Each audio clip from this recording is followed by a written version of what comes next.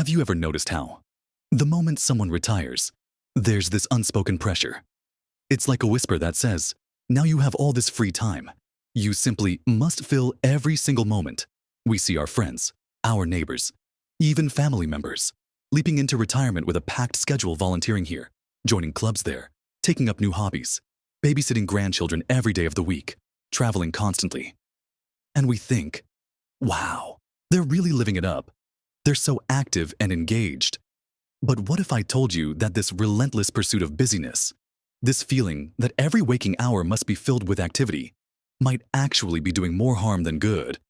It's a painful reality for many that the very thing they thought would bring joy and fulfillment in retirement, constant activity, is quietly, subtly, robbing them of their peace, their health, and even shortening their healthy years. It's a secret many don't realize until they feel the weight of exhaustion and the gnawing feeling that this isn't what retirement was supposed to be. In this video, we're going to explore why staying too busy after retirement might be slowly undermining your well-being, and how a more balanced approach can lead to a truly richer, healthier life. Watch to the end for something that will surprise you. Let's begin by diving into one of the most insidious dangers of an overscheduled retirement. A pitfall that often masquerades as healthy engagement, the overwhelm trap and its impact on chronic stress. When we work, we understand stress, deadlines, difficult colleagues, long hours. Those are clear stressors. But what happens in retirement when the pressures aren't from a boss, but from an overflowing calendar of fun activities? You volunteer at the local library 3 days a week. Then you have a golf league on Tuesdays and Thursdays, bridge club on Wednesdays, grandchildren every Friday. And then there are family gatherings, doctor's appointments, and that new pottery class you just started. Each of these activities, on its own, might be enjoyable. They might even be enriching, but strung together, day after day, week after week, they can create a relentless rhythm that your body and mind interpret as stress. Our bodies don't distinguish between the stress of a demanding job and the stress of an overbooked social calendar. They just respond to demand. When you're constantly on the go, constantly engaging, constantly performing, your body releases stress hormones like cortisol. In short bursts, cortisol is useful. It helps you react to a perceived threat. But when it's elevated chronically, which happens when you're always feeling rushed, always having to be somewhere, always saying yes, it starts to wear down your system. Imagine a car engine constantly running at high RPMs, never given a chance to cool down. That's your body under chronic stress. High cortisol levels can lead to a host of problems we often attribute simply to getting older. It can impact your heart health, contributing to high blood pressure and an increased risk of heart disease. It can suppress your immune system, making you more susceptible to colds, flu, and other infections. It can even affect your memory and cognitive function, making you feel foggy or forgetful, which is ironic because many people pack their schedules to keep their minds active. But paradoxically, chronic stress can undermine that very goal. The constant mental load of remembering appointments, juggling commitments, and trying to be on all the time can be just as exhausting, if not more so, than a physically demanding job. It prevents your mind from ever truly resting and processing. So, what's the actionable step here? It comes down to two crucial habits: learning to say no and deliberately scheduling white space into your days and weeks. Learning to say no is revolutionary, especially for those of us who spent a lifetime being agreeable, being team players, or being the family go-to person. Retirement is your permission slip to prioritize your well-being. It's okay to decline an invitation, to step back from a committee, or to simply say, "I'm not able to commit to that right now." You don't need a lengthy explanation. A simple, "Thank you for thinking of me, but I won't be able to join this time," is perfectly sufficient. The second part, scheduling white space, is equally vital. We meticulously schedule our appointments, our social engagements, our errands. But how many of us actually schedule time for nothing? Time to simply sit with a cup of tea and watch the birds. Time to read a book without a deadline. Time to just stare out the window. Time to doodle. or just simply be. This unstructured time is not wasted time.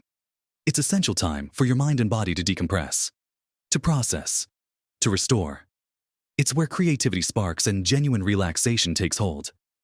Think of it as a mandatory pit stop for your mental and physical engine. Instead of seeing empty slots in your calendar as something to be filled, start seeing them as precious opportunities for replenishment. Make them non-negotiable. Now that we've touched on the unseen burden of constant activity, let's turn our attention to another critical aspect that busyness often steals from us: our precious rest and recovery. Building on the idea of creating that essential white space in your life, let's talk about the hidden cost of busyness on something absolutely fundamental to your health: your sleep and your body's ability to truly recover. Many people enter retirement thinking they'll finally catch up on sleep, only to find themselves more exhausted than ever. Why? Because the constant go, go, go, the overcommitment we just discussed, doesn't just impact your waking hours. It deeply affects your nights too. When you're just a while, by she while we're and discover what turn man on to sound dressed, the knees and winding to sit down, Lee and his stilist to on. Emulated, rushing from one thing to the next, even if those things are enjoyable. Your nervous system remains in a heightened state. You might physically stop moving at the end of the day, but your mind continues to race, replaying the day's events or planning tomorrow's schedule. This makes it incredibly difficult to unwind, fall asleep easily, or achieve the deep, restorative sleep your body desperately needs, especially as we age. Quality sleep isn't just about feeling less tired. It's when your body performs crucial repair work. It cleanses your brain of metabolic byproducts, consolidates memories, repairs tissues, and regulates hormones. When you're consistently sleep deprived because your schedule is too packed to allow for sufficient wind-down time or early morning commitments prevent a full night's rest, you're depriving your body of this vital maintenance. This chronic sleep deficit contributes to decreased cognitive function, making memory issues worse, reducing your ability to focus, and impacting your decision-making.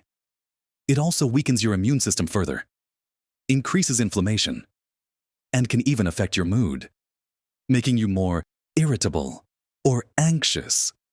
It's a vicious cycle: too busy to rest properly, then too tired to fully enjoy the activities you're so busy doing. The actionable advice here is twofold. Prioritize quality sleep above almost everything else, and actively incorporate deliberate downtime for recovery. For sleep, this means establishing a consistent bedtime and wake-up schedule, even on weekends. Create a relaxing bedtime routine that signals to your body it's time to slow down. Maybe a warm bath, reading a book, listening to calm music, or a few minutes of gentle stretching. Dim the lights. Put away screens an hour or two before bed. And ensure your bedroom is dark, cool, and quiet. Think of your sleep as a non-negotiable appointment with your health, not a luxury that gets squeezed in if there's time. Beyond nighttime sleep, deliberate downtime is crucial.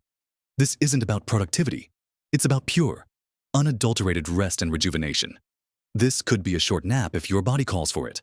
But more importantly, it's about intentional periods of quiet. It could be 10 minutes of meditation, simply sitting in silence, gentle stretching, or listening to calm music with your eyes closed. It's permission to do absolutely nothing without guilt. Many retirees feel a deep-seated need to always be productive, to prove they're not just sitting around, but sometimes sitting around, or more accurately, consciously resting, is the most productive thing you can do for your long-term health and vitality. It's about respecting your body's need to recharge its batteries, not just run them flat. Now that we've delved into the profound importance of rest and recovery, let's shift our focus to how our social lives in retirement can also inadvertently become a source of strain when busyness takes the lead. Moving beyond our personal internal rhythms, let's explore how our social connections, something we often cherish and seek out more in retirement, can also become a hidden source of exhaustion when busyness takes over. It's the difference between social engagement and social overload.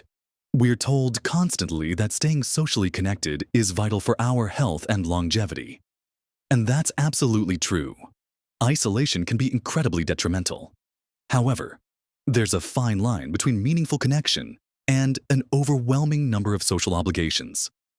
Imagine someone who feels they must attend every single club meeting, every coffee morning, every dinner invitation, every family gathering, every extended friend group outing. They're constantly surrounded by people. But are they truly connecting, or are they just performing? Are these interactions genuinely nourishing, or are they draining for many? Especially as we age, our social energy can become more limited. The pressure to be on and engaged in constant small talk can be incredibly fatiguing. This isn't to say you should become a hermit. Far from it. It's about choosing quality over quantity. The actionable step here is to prioritize genuine, meaningful connections and protect your social energy. Instead of spreading yourself thin across dozens of superficial interactions, focus on nurturing a smaller number of deeper, more supportive relationships. This means identifying the people who truly uplift you, with whom you can be your authentic self, and where the conversation flows naturally without effort or obligation. Spend more time with them, even if it's just a quiet cup of tea or a simple walk. And it also means giving yourself permission to politely decline social invitations that don't genuinely excite you, or that you know will leave you feeling drained rather than revitalized. It's about being intentional with your precious social currency. Remember, your time and energy are valuable. And just like you wouldn't spend your financial savings carelessly, you shouldn't squander your social energy on engagements that don't truly serve your well-being. It's perfectly acceptable to enjoy your own company, to have quiet days at home, or to engage in activities alone without feeling guilty or like you're missing out. True connection isn't about constant presence. It's about genuine understanding and shared moments. Now, let's talk about purpose. Many people, upon retiring, feel a strong need to find a new purpose to replace the one their career provided. This is a very natural and healthy impulse. However, the trap of busyness can lead us to seek purpose in the wrong activities, or to fill our days with activities for the sake of feeling busy. Rather than truly fulfilled, you might see others volunteering for multiple organizations, starting ambitious new projects, or taking on more responsibilities with family than they truly desire. And there's a subtle pressure to mimic that, to fill every waking hour with something that looks productive or purposeful from the outside. But if those activities don't genuinely resonate with your inner values, your passions, or your authentic desires, they can quickly become just another form of work, another obligation. This kind of purpose without passion can lead to a feeling of emptiness despite a full schedule, a sense that you're constantly doing but never truly being. It's like building a beautiful house with someone else's blueprints. It might look good, but it doesn't feel like home. The actionable advice here is to redefine what purpose means to you in this new chapter of life, and to seek it without external pressure. Take time for introspection. What truly lights you up? What problems do you genuinely care about solving? What skills or interests have you always wanted to explore but never had the time for purpose in retirement? Doesn't have to be a grand, public undertaking. It can be found in nurturing your garden, mastering a new recipe, writing your life story, mentoring one person, learning a musical instrument, or simply being a loving and present grandparent without becoming an unpaid full-time childcare provider. It's about internal validation, not external applause. Focus on activities that bring you genuine joy and a sense of contribution, however small. This means being honest with yourself. If you're doing something just to fill time, or because you feel you should, then it's worth reevaluating whether it truly aligns with the purpose you want for your retirement. Sometimes, the most profound purpose is simply to live mindfully, to appreciate the present moment, and to nurture your own well-being. Finally, let's address the physical aspect of busyness. While staying active is crucial for health, there's a critical distinction between healthy activity and physical burnout. The constant pressure to be busy can easily lead to overexertion, pushing your body beyond its limits. And, ironically, increasing your risk of injury or aggravating existing conditions.